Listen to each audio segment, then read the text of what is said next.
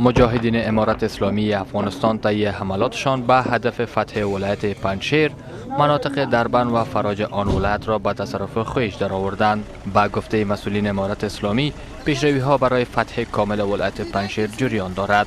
الحمدلله مجاهدین ډیر ښه مورال سره مخ ته روان دي.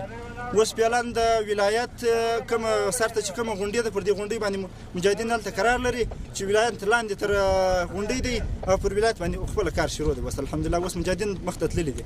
توپونه ځینې غنایم شوي دي. څو تعداد توپونه د دښمن څخه چې دي هغه لاس ته راغلي دي. د مجاهدینو مورال ډیر قوي دی. په ډیر ښه مورال سره مخ ته روان دي. که ضربتیان دي، که ټانګان دي، که لنجران دي، که توپونه یې په ښه مورال سره مخ ته روان دي.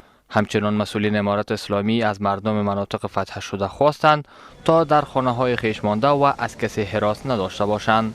پیام امارت اسلامی افغانستان، رهبرای امارت اسلامی افغانستان امی است انشاءالله با تمام کسانی که ملکی هستند اونا خاطرجم باشند، مطمئن باشند انشاءالله به سر مال، به سر اینا، به مال اینا، به جان اینا هیچ دستاندازی نمیشه. مطمئن باشند انشاءالله مجاهدین و نیروهای امارت اسلامی نگهبانشان هستند، محافظشان هستند، در خدمتشان هستند. هیچ قسم تشویش باید نداشته باشند. پس از آنکه گفتگوها میان امارت اسلامی افغانستان و جنگجویان پنجشیر به نتیجه دست نیافت، مجاهدین امارت اسلامی برای فتح آن ولایت عملیات گسترده ای را راه اندازی نمودند که تا اکنون پیشرفت‌های قابل ملاحظه داشته است.